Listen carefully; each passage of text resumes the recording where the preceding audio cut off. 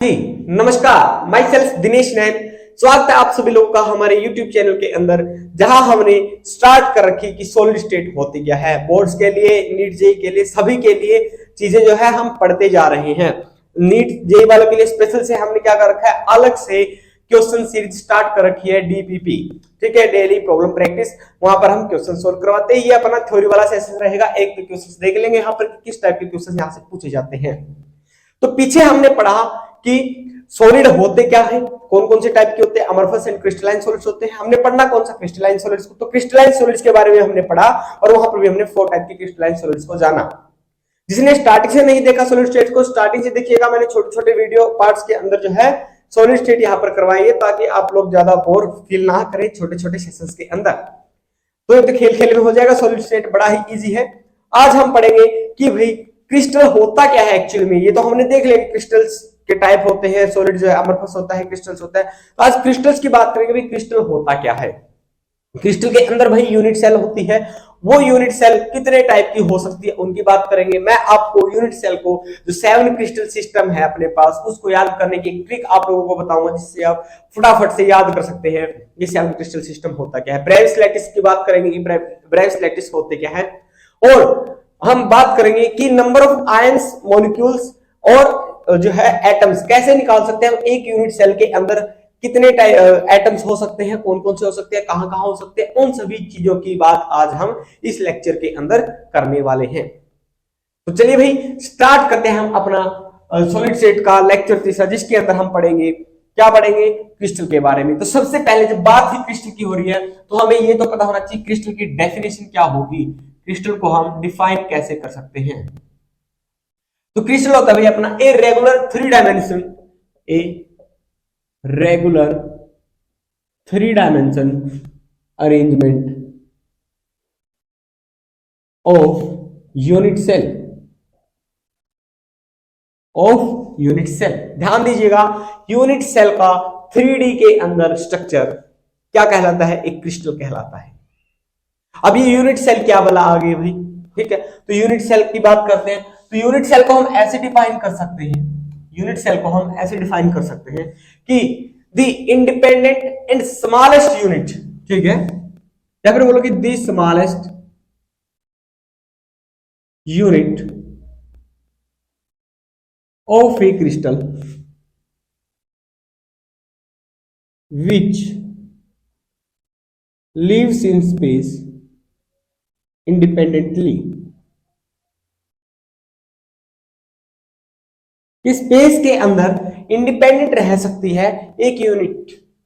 जैसे अगर हम एग्जांपल लेके चलते हैं, देखिए पहले लेक्चर के अंदर एग्जांपल लिया था दीवार का। दीवार के अंदर जो ईंटों का मैंने रेगुलर अरेंजमेंट आप लोगों को बताया था, उसको हमने लॉन्ग रेंज ऑर्डर सॉलिड्स भी बोला था। कौन से वालों को, क्रिस्टल्स वालों को। सेम आप दीवार का एग्जांपल लिख सकते हैं। दीवार के अंदर छोटी छोटी ईंटें होती हैं, ब्रिक्स होती हैं, वो क्या कहलाते हैं, वो यूनिट कहलाते हैं। और उनका रिपीटेडली क्या होगा, जो है बार बार से ब्रिक्स जो है लगाई जाती है एक ईंट के ऊपर। सेम एज इट इज यहाँ पर क्या होता है, यूनिट सेल का रिपीटेडली जो है अरेंजमेंट होता है एक क्रिस्टल के अंदर, ठीक है, एक क्रिस्टल के अंदर। तो irregular 3D arrangement of unit cell कहलाता है अपना crystal. And the unit cell होती है भाई smallest unit of a crystal which lives in a space independently, ठीक है। अब क्रिस्टल का देखिए, अगर मेरे पास एक यूनिट सेल है, हम इसको ऐसे दिखा सकते हैं, ठीक है। मैं एक ईंट का एग्जांपल लेके चलूं आप लोगों के पास, तो वो कुछ ऐसी बॉक्सी टाइप की मिलेगी अपने पास, ठीक है।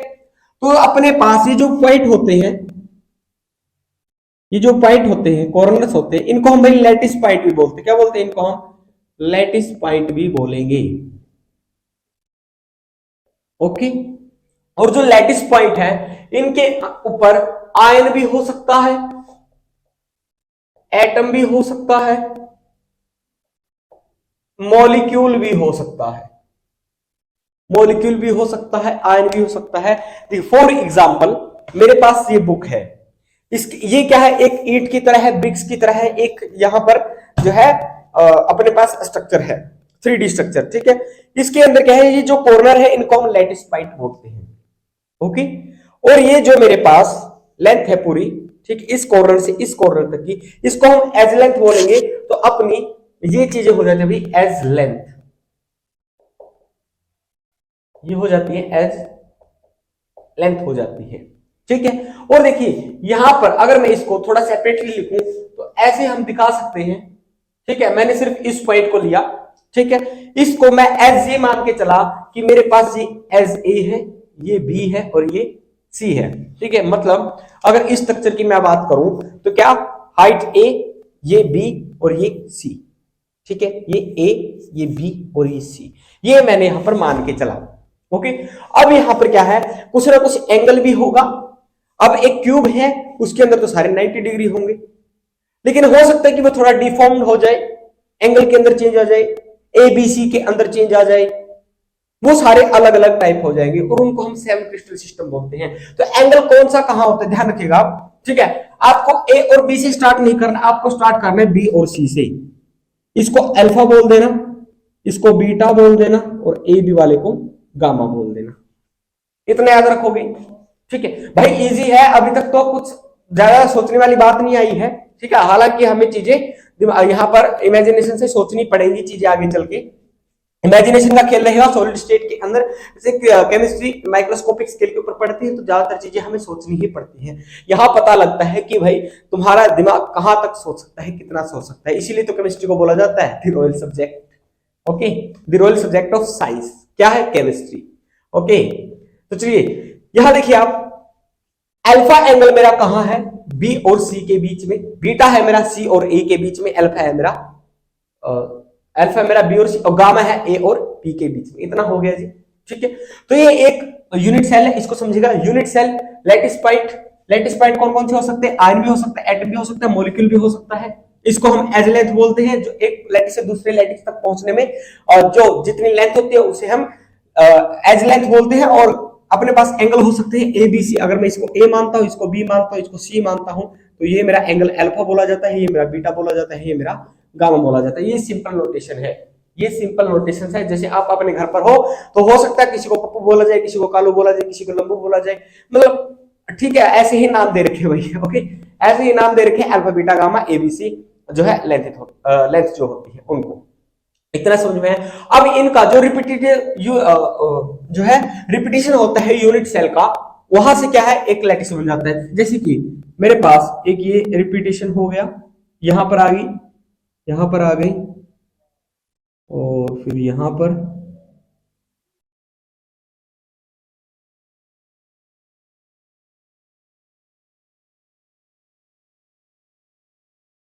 देखिए मैंने यहां पर दो यूनिट सेल को जोड़ दिया है। ये 3D स्ट्रक्चर मैंने आपको दिखाने की कोशिश की है यहां पर, कि मैंने यहां पर दो यूनिट सेल को जोड़ दिया है। एक यूनिट सेल मेरी ये है और एक यूनिट सेल ये है। तो एक यूनिट सेल इसके आगे भी हो सकती है, एक यूनिट सेल इसके पीछे भी हो सकती है, एक ऊपर नीचे हो सकती है। जैसे कि मेरे पास, हम इस किताब से समझते हैं, तो मेरे पास वही एक किताब है, ठीक है। एक किताब मैंने इसके यहां रख दी, एक किताब मैंने इसके यहां रख दी पीछे, एक आगे एक इस साइड, ठीक है। तो फिर एक ऊपर और एक इसकी नीचे, क्या हो गया, बार बार रिपीटेशन हो रहा है किसका, इस बुक का। और बुक क्या अपनी एक यूनिट सेल है, तो इससे एक स्ट्रक्चर बन जाएगी 3D के अंदर, उसे हम क्रिस्टल बोलेंगे। क्या बोलेंगे उसको हम क्रिस्टल बोलेंगे। इतना आया समझ में, इतना आया समझ में, ये भाई बिल्कुल सिंपल सी चीज है। अभी आप यूनिट सेल के अंदर चलते हैं, थोड़ा सा और घुसते हैं हम आगे यूनिट सेल के अंदर, कि टाइप ऑफ यूनिट सेल, कितने टाइप की हो सकती है यूनिट सेल, ठीक है। क्रिस्टल सिस्टम तो तभी समझेंगे, पहले हमें यूनिट सेल के बारे में पता होना चाहिए, ओके। तो अब जो भाई ये यूनिट सेल होती है ना, ये प्रिमिटिव भी होती है, primitive and non primitive.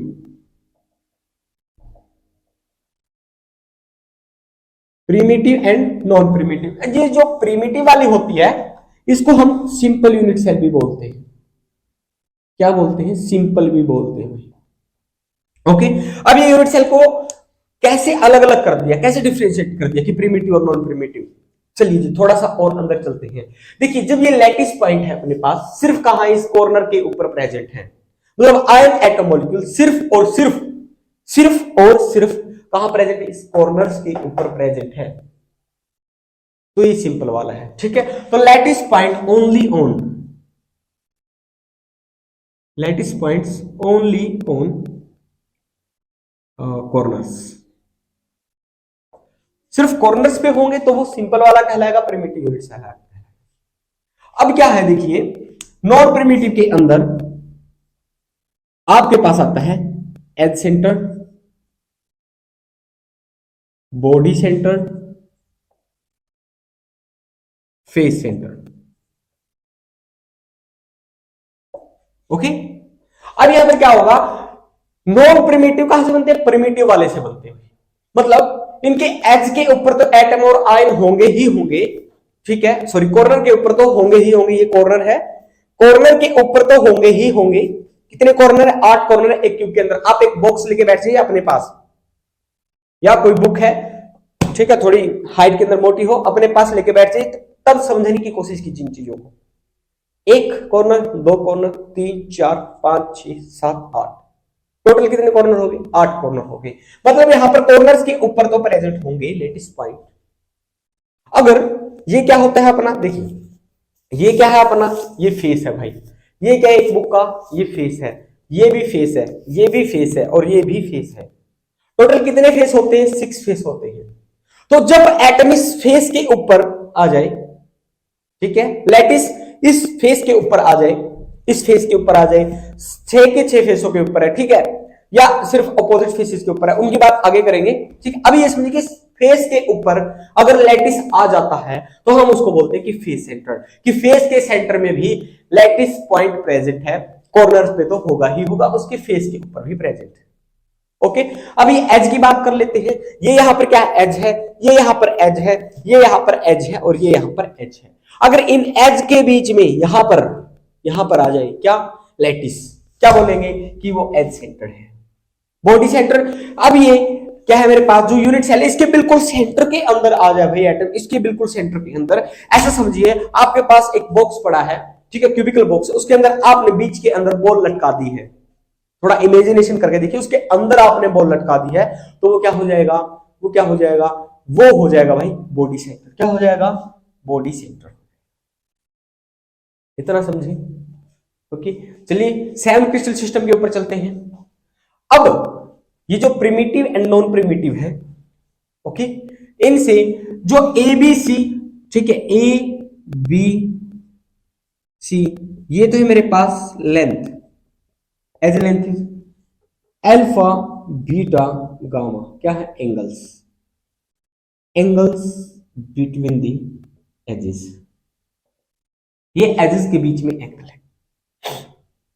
Okay, अब हम चलते हैं सेवन क्रिस्टल सिस्टम के ऊपर, कि भाई सेवन क्रिस्टल सिस्टम क्या कहता है, और कौन कौन से सेवन क्रिस्टल सिस्टम हो सकते हैं। यूनिट सेल आपने समझ लिया। ओके, अब हम बात कर लेते हैं भाई सेवन क्रिस्टल सिस्टम की। सेवन क्रिस्टल सिस्टम मतलब कि यहां पर जो क्रिस्टल्स हैं वो 7 टाइप के हो सकते हैं, और उनको हमने नाम दे दिए हैं। 7 नाम आपको याद करने हैं। उसके लिए आपको एक जो है कीवर्ड याद रखना पड़ेगा, छोटा सा कीवर्ड है, और वो है कि कटो मत रहे। कटो मत रहे, कटो मत रहे मतलब CTOMTRH, कटो मत रहे, कटो मत रहे, कटो मत रहे, कटो मत रहे, ठीक है, लिख के देखिएगा दोबारा से। ओके, कटो मत रहे, आपको एक कीवर्ड याद रखना है, आपके सेवन के सेवन क्रिस्टल सिस्टम याद हो गए। कैसे हो गए, देखिए, सी से बनता है अपना क्यूबिक, टी से बनेगा टेट्रागोनल, ओ से बनेगा ऑर्थोगोनल, एम से बनेगा मोनोक्लिनिक, टी से बनेगा ट्राइक्लिनिक, आर से बनेगा रोम्बोहेड्रल, एच से बनेगा हेक्सागोनल। ये आपको नाम याद रखने हैं सेवन क्रिस्टल सिस्टम के, कि CTOMTRH, cubic, tetragonal, orthogonal, monoclinic, triclinic, rhombohedral, hexagonal. Easy है, इजी है ना। ओके, याद कर लोगे। ये याद करने में यहां से डायरेक्ट क्वेश्चन आपसे पूछा जाता है। कैसे पूछा जाता है क्वेश्चन, आपको यहां पर एज लेंथ दे दी और यहां पर दे दिया आपको angle, angles between the axes. Okay, अब ये क्रिस्टल कैसे डिफरेंशिएट कर सकते हैं एक दूसरे से, या तो इनकी एज लेंथ अलग हो या इनका एंगल अलग हो। कोई चीज किसी चीज से डिफरेंस कब होगी, जब उनके बीच में कुछ ना कुछ तो डिफरेंस होगा, तभी तो हम बोलेंगे कि ये इससे इस वे में क्या कर रही है, डिफरेंशिएट कर रही है। तो भी इनके कुछ ना कुछ चीजें डिफरेंशिएट करनी चाहिए, है ना। एजेस कौन सी अपने पास, ए बी सी है। एंगल मेरे पास क्या क्या है, अल्फा बीटा गामा है। ओके, देखो कैसे डिफरेंशिएट करेंगे, याद रखना भाई इसको ध्यान से। यहां पर ध्यान देने वाली बात है, पहले हमें सिमेट्रिकल सिस्टम लेके चलना है। ए बी सी तीनों इक्वल है, अल्फा बीटा गामा तीनों 90 के इक्वल है, 90 डिग्री के इक्वल रखने हैं। यहां पर हमें सारी चीजें बिल्कुल फुली सिमेट्रिकल लेके चलना है। तो अपने पास डार्क क्वेश्चन ऐसे आ सकता है कि 7 क्रिस्टल सिस्टम्स के अंदर फुली सिमेट्रिकल सिस्टम कौन सा बनता है, तो फुली सिमेट्रिकल सिस्टम हमारे पास बनता है क्यूबिक सिस्टम बनता है। कौन सा बनता है भाई, क्यूबिक सिस्टम बनता है। ओके, इतना हो जाएगा। अब क्या करना है, अब हम सिर्फ एज लेंथ को डिफरेंशिएट करेंगे, अल्फा बीटा गामा को नहीं छेड़ेंगे। मतलब ए तो बी के इक्वल है लेकिन सी इक्वल नहीं है, लेकिन एंगल क्या रहेंगे, सेम रहेंगे। एंगल के साथ मैंने कोई छेड़खानी नहीं की। जब तक मेरी बात चल रही है एज लेंथ के साथ, मैंने उनसे बात ही नहीं करनी है, उनके साथ मैं बात ही नहीं करूंगा कि भाई तुम अपने घर पे रहो, मुझे तुम लोगों से बात नहीं करनी है। तो बात किससे करनी है, बात सिर्फ एज लेंथ से करनी है। कब तक, जब तक एज लेंथ डिफरेंशिएट ना हो जाए। तो एक केस तो हो गया कि सभी इक्वल हो जाए, एक केस है कि एक एज लेंथ डिफरेंशिएट हो जाए, दो इक्वल रह जाए, एंगल सभी के बीच में 90 डिग्री का रह जाए। ऑर्थोगोनल की बात करते हैं, ऑर्थोगोनल के अंदर A not equal to B not equal to C, इनके अंदर कोई भी एज लेंथ इक्वल नहीं होती, लेकिन एंगल के साथ छेड़खानी नहीं करनी, इसको ऐसे का ऐसे रखो। ओके, अब क्या हो गया, अब भाई यहां पर एज लेंथ के साथ तो छेड़खानी कंप्लीट हो गई। अब छेड़खानी किसके साथ करनी है, एंगल के साथ करनी पड़ेगी, मजबूरी होगी। क्या होगी हमारी, तो भाई यहां पर मजबूरी होगी, यहां पर हमें एंगल के साथ छेड़खानी करनी पड़ेगी। एंगल के साथ छेड़खानी करने के लिए आपको क्या करना पड़ेगा, इनको तो एज इट इज रखो, ठीक है, क्योंकि ये तो कंप्लीट हो चुका ना काम, इनका काम कंप्लीट हो चुका। अब इनको नहीं छेड़ेंगे, अब छेड़ेंगे हम सिर्फ एंगल्स को। एंगल्स के अंदर क्या करना, आप बीटा वाले एंगल को बाहर निकाल दो और अल्फा और गामा को 90 डिग्री के इक्वल कर दो, लेकिन बीटा को इक्वल नहीं करना। बीच वाले एंगल को बाहर निकालना है, इतना ध्यान रख लीजिएगा, बीच वाले एंगल को बाहर निकालना है, ठीक है। बीटा जो है इक्वल नहीं होगा इनके, ठीक है, इसके 90 डिग्री के इक्वल नहीं होगा। ट्राइक्लिनिक की बात कर लेते हैं। ट्राइक्लिनिक जो होता है भाई, वो सबसे क्या होता है, डिस्टॉर्टेड सिस्टम होता है ट्राइक्लिनिक। सबसे डिस्टॉर्टेड का मतलब क्या होगा कि यहां पर ना तो एज लेंथ इक्वल होती और ना ही एंगल इक्वल होती, कोई भी एंगल या लेंथ इक्वल नहीं होता। ट्राइक्लिनिक के अंदर डायरेक्ट क्वेश्चन पूछा भी गया है कि 7 क्रिस्टल सिस्टम के अंदर सबसे डिस्टॉर्टेड सिस्टम कौन सा होगा, वो होगा मेरे पास ट्राइक्लिनिक। कौन सा होगा भाई, वो होगा मेरे पास ट्राइक्लिनिक। ट्राइक्लिनिक सिस्टम यहां पर सबसे ज्यादा डिस्टॉर्टेड सिस्टम होगा। अब हमें क्या करना है, अब हमें चलना है रैम्बोहेड्रल के पास। अब क्या करो आप लोग, दोबारा से इन सभी को इक्वल कर दो, इन सभी को इक्वल कर दो, लेकिन क्या करो, जो एंगल है अपने पास अल्फा बीटा गामा, इनको 90 की डिग्री इक्वल मत रखो, ठीक है। ये एंगल इक्वल तो होंगे, सभी एंगल क्या होंगे, इक्वल तो होंगे, लेकिन ये 90 डिग्री के साथ नहीं होंगे।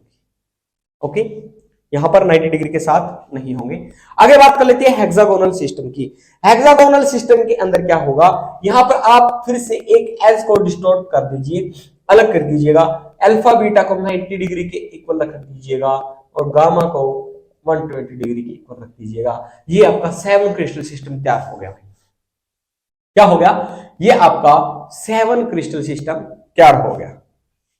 ओके, इसको याद कर लोगे, क्या आपको याद करना पड़ेगा भैया, आपसे डायरेक्ट क्वेश्चन ऐसे पूछ ले जाते हैं कि टेट्रागोनल के अंदर क्या होगा, ए बी सी इक्वल होंगे या नहीं होंगे, और अल्फा बीटा गामा का क्या रेशियो रहेगा, क्या वो किस किस के इक्वल होंगे, कितना क्या होगा।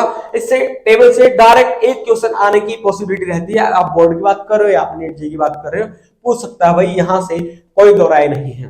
ब्रेविस्लैटिस की बात कर लेते हैं। ब्रेविस्लैटिस क्या होते हैं, देखिए 7 क्रिस्टल सिस्टम हमने पढ़ लिए, ठीक है। इनके अंदर क्या था, एज के अंदर डिफरेंस था, एज अलग हो सकता है और यहां पर अलग हो सकता है, और यहां पर अलग हो सकता है, क्या, जो एजेस के बीच का एंगल है वो अलग हो सकता है, ठीक है। 14 ब्रेविस सिस्टम, क्रिस्टल सिस्टम की बात कर लेते हैं। अभी हमने थोड़ी देर पहले यूनिट सेल को पढ़ा था, मैंने बताया आपको एक प्रिमिटिव होता है जिसको हम सिंपल भी बोल सकते हैं, और यहां पर अपने पास तीन होता है, edge centred, body centred, edge centred, body centred, face centred. ठीक है, तो टोटल अपने पास यूनिट सेल कितने हैं? 4। और क्रिस्टल सिस्टम कितने थे भाई? 7 थे। तो 7 क्रिस्टल सिस्टम के अंदर ये 4 टाइप के सिस्टम भी अगर मैं इंट्रोड्यूस कर देता हूं तो अपने पास टोटल 28 सिस्टम बनते हैं। लेकिन ब्रैडिश ने कहा कि ये जो 28 सिस्टम होते हैं ये सिमिलर कर जाते हैं बहुत सारे सिस्टम से। वही क्या कर जाते हैं? सिमिलर कर जाते हैं। तो यहां पर सिर्फ और सिर्फ बचते हैं भाई 14 सिस्टम। ओके, तो ये 28 की बजाय कितने रह जाते हैं? 14 रह जाते हैं। क्यों? क्योंकि अगर कोई चीजें दो सिमिलर हो जाती हैं, चीजें क्या सिमिलर हो जाती हैं, तो वहां पर हम उनको एक मानेंगे। तो यहां पर भी क्या, सिर्फ 14 सिस्टम अपने पास बचता है, और ये 14 सिस्टम ही हमने पढ़ा है। इसको भी आपको कैसे याद रख सकते हो? डायरेक्ट क्या करना है? CTO MTRH, वही ट्रिक लेके चलनी है आपको। C से क्यूबिक, T से tetragonal, orthogonal, monoclinic, triclinic, rhombohedral. इनको लिख के देखिएगा आप, याद हो जाएगा भाई।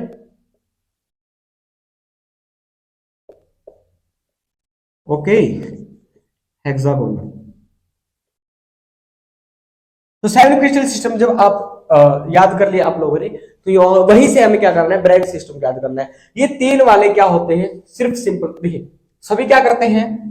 सिंपल तो शो करेंगे, मतलब सिंपल आ गया, सिंपल आ गया, सिंपल आ गया, simple simple simple simple. Simple तो सभी शो करेंगे, लेकिन लास्ट वाले 3 जो है मेरे पास, ये सिर्फ और सिर्फ सिंपल वाला सिस्टम शो करेंगे। कौन सा? सिंपल वाला। क्यूबिक वाला कैसे याद रखोगे आप? सिंपल फेसबुक, सिंपल फेसबुक ऐसे याद रखोगे। सिंपल से मेरा सिंपल सिस्टम आ गया, F से मेरा फेस सेंटर्ड आ गया, B से बॉडी सेंटर्ड आ गया। अब बीच वाले को निकाल दो, यहां पर बॉडी सेंटर लिख दो। क्या कर दो?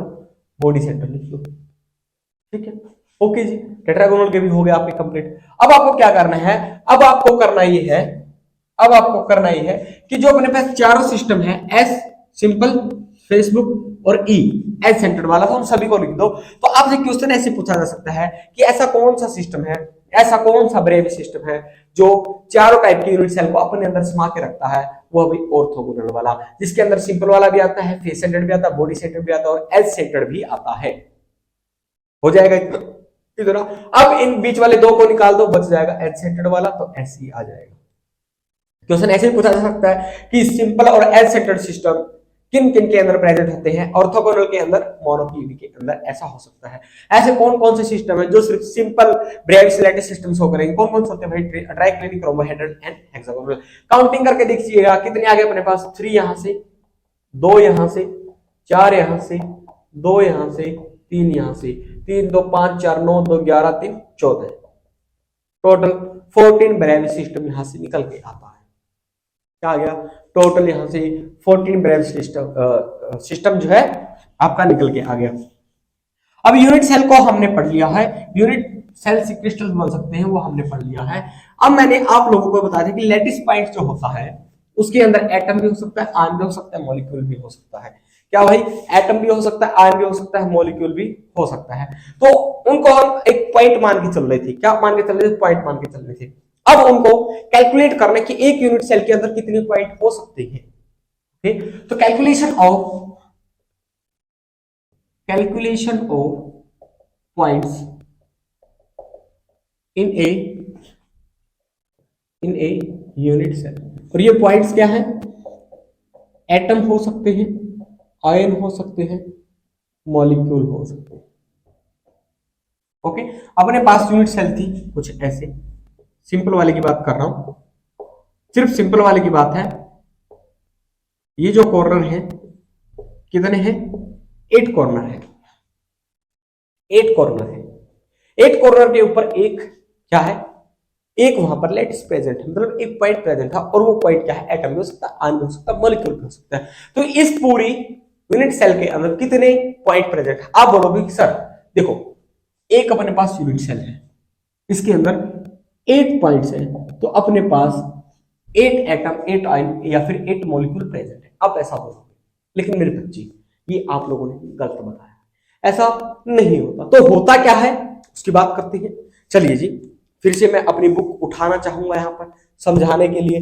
अब आपको क्या करना है, अब आपको 8 डब्बे लेके रखने हैं।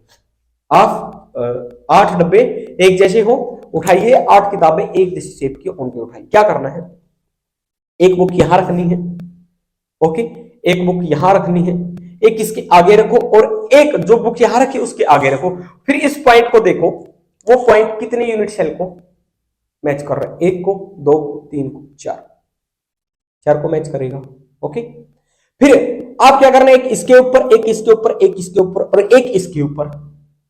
टोटल हमने 8 बुक रख दी, और वो जो पॉइंट है छोटा सा, जो पॉइंट है ऊपर वाला जो कॉर्नर है, वो कितने यूनिट सेल के अंदर जो है मैच करेगा, 8 के अंदर। देखिए हम जो है इसको मान के चलेंगे कि एक लड्डू जैसा है, गोलाकार है। ओके, अब यहां पर जो यूनिट सेल है ये इसके अंदर प्रेजेंट है, इसके ऊपर है, इसके अंदर भी ये प्रेजेंट है, वहां पर है तो वहां पर भी प्रेजेंट है। मतलब अगर मैं ऐसे समझूं, इस बुक का ये पॉइंट है, यहां पर एक, ठीक है, गोल लड्डू लगा है, गोल लड्डू रखा हुआ है, तो यहां पर वो जो कुछ एक पार्ट उसका इसके अंदर प्रेजेंट है, कुछ एक पार्ट दूसरी बुक के अंदर प्रेजेंट होगा, कुछ एक पार्ट इस बुक के अंदर, कुछ एक इसके अंदर, कुछ जिसके ऊपर रखे उसके अंदर, ठीक है। ऐसे करके वो 8 हिस्सों के अंदर बट जाएगा। मतलब एक यूनिट सेल के अंदर एक जो मेरे पास पॉइंट है वो कितना जो पार्टिसिपेट करेगा, 1/8 पार्टिसिपेट करेगा। ओके, 1/8 करेगा, तो एक कितना कर रहा है, 1/8 पार्टिसिपेट कर रहा है। टोटल नंबर ऑफ कितना, 8 है। तो हम यहां पर 1 पूरा एटम काउंट नहीं करेंगे, हम क्या करेंगे, हम ये काउंट करेंगे भाई ये तो 1/8 पार्टिसिपेट करेगा, कौन सा, एक लैटिक्स, और टोटल लैटिक्स कितने, 8 हैं, तो यहां से 1 आ जाएगा। तो नंबर ऑफ एटम यहां से निकल के आएंगे भाई, 1 निकल के आएंगे। तो सिंपल प्रिमिटिव यूनिट सेल के अंदर अगर आपसे पूछा जाए नंबर ऑफ एटम कितने हैं, नंबर ऑफ मॉलिक्यूल कितने हैं, नंबर ऑफ आयन कितने हैं, या नंबर ऑफ लैटिस पॉइंट कितने हैं भाई, 1 है। कितना है भाई, 1 है। क्यों, क्योंकि एक कॉर्नर 1/8 पार्टिसिपेट करता है एक यूनिट सेल के अंदर। ठीक है जी, अब चलते हैं हम इसकी बॉडी सेंटर के अंदर, कि इसकी बॉडी के अंदर है, बिल्कुल सेंटर के अंदर। वो तो किसी यूनिट सेल के अंदर नहीं जाएगा, वो कहां रहेगा, वो सिर्फ एक ही यूनिट सेल के अंदर, बीच के अंदर लटका रहेगा, बीच के अंदर प्रेजेंट रहेगा। वो तो किसी के साथ शेयरिंग करेगा ही नहीं। जब शेयरिंग नहीं करेगा तो पूरा का पूरा एक ही यूनिट सेल के अंदर हो गया। ये सिंपल वाले के लिए आया है। बॉडी की बात कर लेते हैं, तो मैंने आपको बताया थी कॉर्नर के ऊपर तो होंगे, तो एक तो यहां पर कॉर्नर वाला आ गया, प्लस में एक जो बॉडी के अंदर पड़ा है वो तो पूरा ही पूरा एक ही यूनिट सेल का है, दूसरी यूनिट सेल का तो वो है ही नहीं, वो तो वहां पार्टिसिपेट करेगा ही नहीं। तो हम काउंट क्या करेंगे, वो बॉडी वाला पूरा पूरा काउंट कर लेंगे इसके अंदर। एक तो बॉडी के अंदर जो बॉडी सेंटर्ड यूनिट सेल होती है उसके अंदर 2 एटम, 2 मॉलिक्यूल, या फिर बोलो 2 पॉइंट या 2 लैटिस पॉइंट प्रेजेंट होते हैं। ठीक है, फेस सेंटर की बात कर लेते हैं। फेस सेंटर की बात कर लेते हैं। अब फेस क्या होगा, मेरे पास ये जैसे बुक है, ओके, इसका मैंने ये भी फेस माना था। क्या किया था, एक बुक यहां रखी थी, एक यहां रखी थी, एक यहां रखी थी। अब ये जो फेस है, यहां पर जो यूनिट सेल है वो तो सिर्फ उसी के साथ पार्टिसिपेट करेगा। अब मतलब एक लड्डू यहां बीच में रखा है, ओके, बीच में रखा है, वो आधा इस यूनिट सेल के अंदर चला गया और आधा दूसरी यूनिट सेल के अंदर चला गया। क्या वो किसी और यूनिट सेल के अंदर गया, जी नहीं गया। तो एक फेस जो लैटिस पॉइंट होता है वो एक यूनिट सेल के अंदर कितना पार्टिसिपेट करता है, 1/2 करता है। ओके, और हम एज वाला तो लेके चलेंगे, वो तो +1 होगा। ठीक है, अब यहां पर टोटल नंबर ऑफ फेस देख लीजिए आप कितने हैं, 1 2 3 4 5 6, कितने हैं, 6 पॉइंट है। तो यहां पर हम लिखेंगे 6 3, टोटल आ गया 4। तो जो फेस सेंटर्ड है उसके अंदर कितने एटम्स प्रेजेंट होते हैं भाई, फेस 4 नंबर ऑफ एटम यहां पर प्रेजेंट होंगे। एज सेंटर्ड की और बात कर लेते हैं, ये आपको याद करने पड़ेंगे, और यहां से क्वेश्चन टाइप ऑफ क्वेश्चन भी हम करेंगे, इस टाइप के क्वेश्चन आपसे पूछे जा सकते हैं। एज सेंटर की बात कर लेते हैं। एज सेंटर के अंदर क्या होगा, देखिए, अब वो इस एज के ऊपर प्रेजेंट होगा, मतलब फिर से बुक उठाते हैं, इस एज के ऊपर प्रेजेंट है, इस एज के ऊपर। ओके, अब यहां पर एक बुक है, उस एज से मैच करेगा। ठीक है, दोनों का एज एक हो गया, हो जाएगा, कोई दिक्कत नहीं। इस बुक के ऊपर दूसरी बुक रख दी मैंने, उसका नीचे वाला एज भी तो यही एज होगा, हो जाएगा।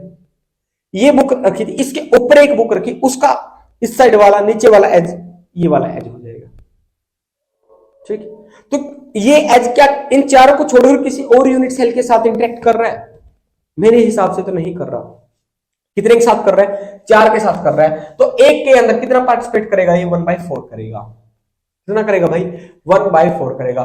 Total number of edge count कीजिए, कितने हो जाएंगे? 1 2 3 4 5 6 7 8 9 10 11 12। कितने हैं? 12 हैं। तो आप 12 करेंगे प्लस 1 कौन से वाला है? जो कॉर्नर्स के ऊपर है, वो तो सिंपल वाला था, वो एक नंबर आएगा ही आएगा। तो यहां से भी जब मैं कैलकुलेट करता हूं, मेरे पास 4 एटम 4 आयन निकल के आते हैं। तो आपको याद कर लेना डायरेक्टली कि एज सेंटर से 4 होते हैं एटम, फेस सेंटर के अंदर भी 4 होते हैं, बॉडी के अंदर 2 होते हैं, सिंपल के अंदर 1 होता है, और एक जो लैटिस होता है सिंपल के अंदर 1/8 पार्टिसिपेट करता है, बॉडी के अंदर सिंपल वाले हैं 1/8, वहां से तो अपना 1 निकल के आया था, और जो बॉडी के अंदर बीच के अंदर लटका हुआ वो पूरा 1 पार्टिसिपेट करेगा, और जो फेस वाले वो 1/2 पार्टिसिपेट करते थे एक यूनिट सेल के अंदर, और जो एज वाले होते हैं वो 1/4 पार्टिसिपेट करते होते हैं एक यूनिट सेल के अंदर। इतना हो जाएगा, इजी है। अब यहां पर आप टाइप ऑफ क्वेश्चन देखिए कि किस टाइप का क्वेश्चन आपसे पूछा जा सकता है। जो अब जो है नीट जी के अंदर बोर्ड्स के अंदर भी कॉमन है, क्योंकि ये इजी सवाल है, कोई भी पूछ सकता है, कैसे भी पूछ सकते हैं घुमा फिरा कर। तो मैं बात करता हूं कि क्वेश्चन कैसे आ सकते हैं। तो क्वेश्चन आपके पास है भाई, a unit cell consist of a cube in which there are A atom. एक क्यूब है, ठीक है, in which there are A atom at the corner. A जो है कॉर्नर्स के ऊपर है, and B atom at the face centre. B atom face के ऊपर है। Two A atom are missing from the 2 corner of unit cell. What is the formula of the compound? 2 A atoms are missing. Okay, पहले तो आप direct यहां से formula बताइए कि इसका फॉर्मूला क्या बनेगा, ठीक है। तो इसका फॉर्मूला देखिए कैसे निकालेंगे हम। ए जो है कॉर्नर के ऊपर प्रेजेंट है, हमें पता है कॉर्नर वाला 1/8 जो है पार्टिसिपेट करता है, टोटल कॉर्नर 8 होते हैं, तो 1/8 इंटू 8, तो यहां से तो 1 आ गया, मतलब ए तो कितना है 1 प्रेजेंट है। बी फेस के ऊपर प्रेजेंट है, फेस वालों का हमें पता है 1/2 पार्टिसिपेट करता है, टोटल फेस 6 होते हैं, तो यहां से 3 आ गया, तो यहां से बनता भाई ए बी 3 फॉर्मूला। ओके, वहां से बनता है। क्वेश्चन क्या था अब कि ये तो अपने पास फॉर्मूला प्रेजेंट था, लेकिन 2 A atom are missing. 2 A atom miss हो गए, क्या हो गए? खत्म हो गए, यहां से भाग गए, यहां से चले गए। तब आप बताइए कि इस मॉलिक्यूल का एटम इसका जो है अपने पास सॉरी जो यूनिट सेल है इसके अंदर ए और बी का फॉर्मूला क्या बनेगा। ये बी वालों के अंदर क्या कोई चेंज आया? बी वालों के अंदर तो कोई चेंज नहीं आया, ठीक है। फेस सेंटर है तो 1/2 के अंदर पार्टिसिपेट करता है, 6 करता है, तो यहां से करेंगे तो बी तो अपने पास वही 3 आएगा, तो इसको हम B3 लिख सकते हैं, ऐसे लिख दे। बी वाले तो एज इट इज आ गए। मिस कौन से हुए? ए वाले एटम। एक पॉइंट कितना पार्टिसिपेट करता है? 1/8 पार्टिसिपेट करता है, लेकिन दो कॉर्नर्स है उनके ऊपर से तो ए मिस चले गए, भाग गए, वहां से छोड़ गए यूनिट सेल को, निकल गए उस क्रिस्टल से, निकल गए उस लैटिस से, छोड़ दी ये दुनिया, ये गलियां ये दोबारा यहां आना ना दोबारा। ए यहां से चला गया। ए जब यहां से चला गया तो कितने बच गए मेरे पास कॉर्नर? मैं 6 कॉर्नर को काउंट करूंगा तो यहां से आएगा 6। ओके, तो 6 को जब मैंने काट पीट लिया तो मेरे पास 3/4 आया। क्या है भाई? 3/4 निकल के आया। क्या निकल के आया? 3/4 निकल के आया।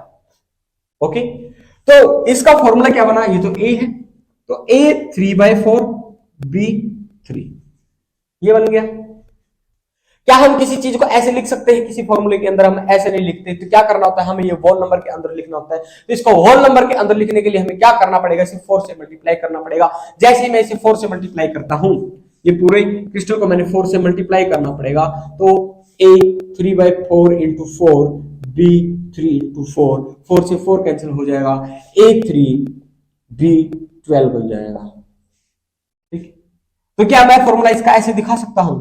जी दिखा सकता हूं, लेकिन क्या होता है, जो कॉमन चीजें होती है वो बाहर निकालने होती है। जो कॉमन नंबर है, कॉमन नंबर यहां से 3 है, तो 3 को मैंने बाहर निकाला तो ये बन जाएगा 3ab4। 3 को आप छोड़ दीजिए, आपके पास बच जाएगा इसका फॉर्मूला ab4।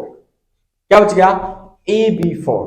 तो इस टाइप के क्वेश्चन जो है आपसे जो कैलकुलेशन करवाई जाती है नंबर ऑफ एटम्स की, नंबर ऑफ लैटिस की, आपसे बता दिया जाता है कि बॉडी के ऊपर प्रेजेंट है, कि एज के ऊपर प्रेजेंट है, कौन सा गायब हो गया है, कौन सा कहां पर प्रेजेंट है, उस हिसाब से आपको ये सारी कैलकुलेशंस करनी होती है। आई होप आप सभी लोगों को इतना समझ में आया होगा। आगे हम पढ़ेंगे कि पैकिंग एफिशिएंसी 2D के अंदर, 3D के अंदर कैसी होती है, हेक्सागोनल पैकिंग क्या होती है, एचसीपी क्या होती है, बीसीसी क्या होती है, ठीक है। वॉइड्स के बारे में थोड़ी जानकारी प्राप्त करेंगे। बेसिकली हम यूनिट सेल को आगे अभी पैकिंग एफिशिएंसी के ऊपर चलेंगे, और उससे पहले पैकिंग एफिशिएंसी से पहले उनकी पैकिंग कैसे होती है उसको पढ़ेंगे, ठीक है। तो आज वाला सेशन आई होप आप सभी लोगों को समझ में आया होगा। तो चैनल को सब्सक्राइब कर लीजिए और शेयर कर दीजिए भी अपने आस पड़ोसी यार दोस्तों के साथ। ज्यादा से ज्यादा चैनल को सब्सक्राइब करने पर आपको मैं ज्यादा से ज्यादा अच्छा कंटेंट प्रोवाइड करने की कोशिश करूंगा। वैसे भी मिल जाएगा, ठीक है, डोंट वरी, लेकिन सब्सक्राइब जरूर कर लेना भाई, ठीक है। तो मिलते हैं अगले वीडियो के अंदर। जय हिंद।